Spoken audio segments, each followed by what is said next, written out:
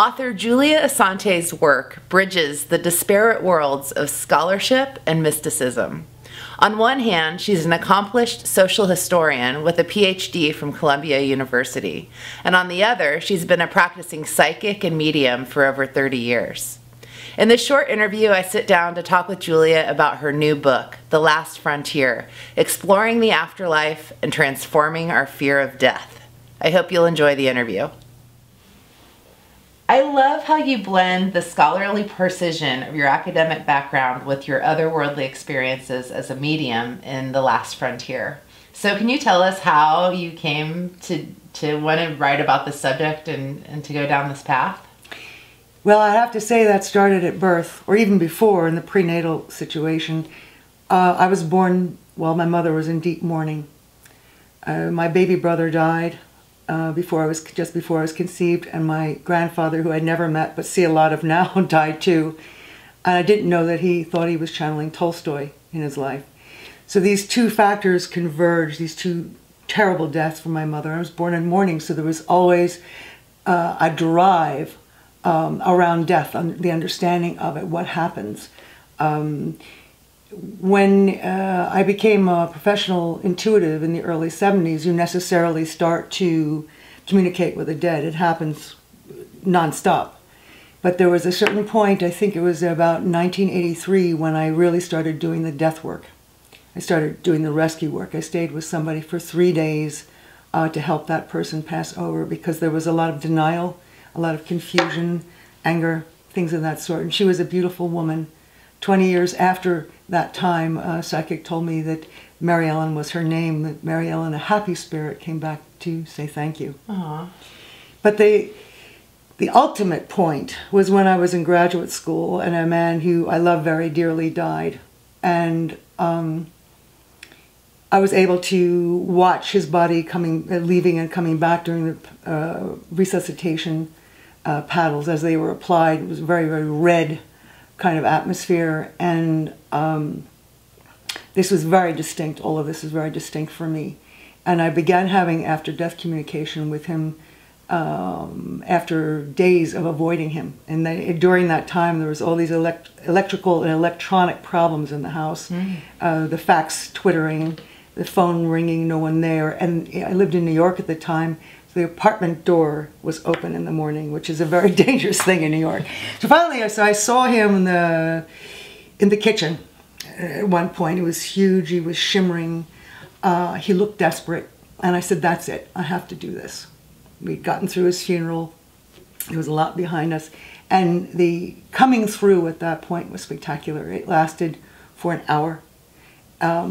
What struck me most at the time, and still does today, is how desperate he was for the contact. We often don't think of it in terms of what the departed need. We think of it more in terms of what we need. And the relief that he wasn't dismissed, that he wasn't just passed off as imaginary, that someone could still see him, someone could still hear him, that was mind-boggling.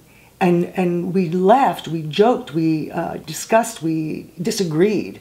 And this went on for a full hour, and to this day, he's never left me. And from that moment, it was like a portal opening. I had after-death communication, personal, extended, very extended, since then, primarily the next 6 months. So it was at that point where I said, I have to write a book. And I was unaware of the movement going on, really, of afterlife sciences, we're calling it now. I'm really thrilled that this is happening. But for me, what it did, the miraculousness of it, and I was someone who was used to after-death communication, but this was spectacular, that we can all do this. We can all have dialogue. And we don't have to wait for the departed to contact us. We can contact them. And I have ways in The Last Frontier to, for people to do that. Many ways, in fact, many different techniques. Well, so I know this isn't really a fair question, but if you had to just describe a Reader's Digest version, short version of what happens when we die, and for instance, like if we can communicate with people ongoing, like, are they always there present for us? And can you just kind of can you explain a little bit? The Reader's Digest answer to the last question is no. They're not always there. Yeah. It's emotional need that brings them in, and sometimes they have the emotional need, so it'll bring them in from their end. But there are atmospheric conditions that inhibit communication. There's some people who have things are too resolved. There's no real need for it. It depends on where they are. There's some people who die and have no interest whatsoever in contact with this world or this particular dimension. So the answer to that one is no. The harder answer, the Reader's Digest version of what happens after life, is everything. And I can't answer for the last 100,000 years of Homo sapiens experience with the afterlife. When I talk about the afterlife, I talk about a modern Western version, the sorts of things that I've seen occur, that I've read about occur, the research has uncovered. And one thing you have to understand is that the afterlife is not a place. It's called fashionably now a non-local reality, but it's made, like our lives are made, out of consciousness. And so that people bring elements from their lives that they've known that comfort them or stimulated them, or places, people, events, they reconstruct in the afterlife. Animals do this too. So that a domestic animal, a dog, say, will bring probably his food bowl, right? A wild dog would never think of something like that. So it depends, your afterlife, as you immediately experience it, depends a great deal on individual expectations, more than expectations, individual needs, and your general cultural background. Having said that, there are a few things you can say about what happens generally to modern Western people when they pass over. And one of them is a kind of a play period, a rest period, where if they're adjusted and they pass over well, they go to things, many of them may go to a seascape, for instance, or lavish gardens, or they'll reconstruct a house from their childhood that they loved. And in those periods, there's often a meeting of family, relatives, very often animals.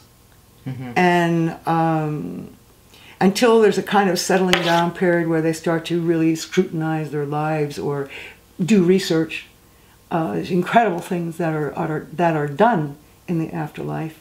And sometimes it's therapeutic, such as in painting. What I haven't seen, and which seems to be a peculiarly modern Northern California version, is this idea of the afterlife as a kind of group therapy. I mean, I've seen it to some degree, but not in the sense of it being passive, that your teacher tells you when it's time for you to move on. So there's that, and then there's people who don't do that well for reasons of generally denial, not being prepared, and they have difficulty and sometimes need help from us. Some people die with a tremendous sense of guilt and may reconstruct a kind of hellish situation. Suicides, for the most part, if they're active suicides, not suicide by overdose, accidental, are probably some of the most brilliant after-death communicators I've ever met, because they have tremendous emotional energy. And it takes some time to get their attention and to slow them down, because they're really in a panic of what they've done. Shock, you know, that they've done what they've done to themselves, usually. And so to get their attention takes a little time to get them to move on. Wow, so fascinating. Yeah, it is. And you know, every time I work with it, I learn something new. It's unending. And while I talk about multitasking sometimes, that a person in an energy body is in more place than once. Right? So you see these sort of vacation spots and whatnot.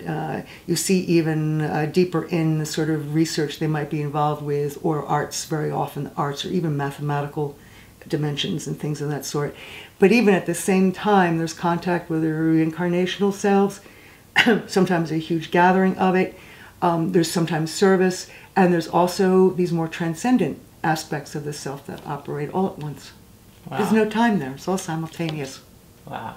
In the intro of The Last Frontier, you say that the overall aim of the book is to normalize communication between this world and the next, the necessary next step in humanity's development, a step it seems that we're ready to take. What will our world and individual lives be like when that happens? How will it be different than it is now when we're able to bridge that gap?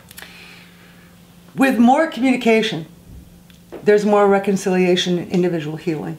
That's one aspect. The working with the departed, they're dead on us. They have, there's no more pretense, there's no more pretending. They want reconciliation. You end up having a living relationship with people, and it's an amazing thing to have, for instance, for myself, to have parents and a brother who are immortals.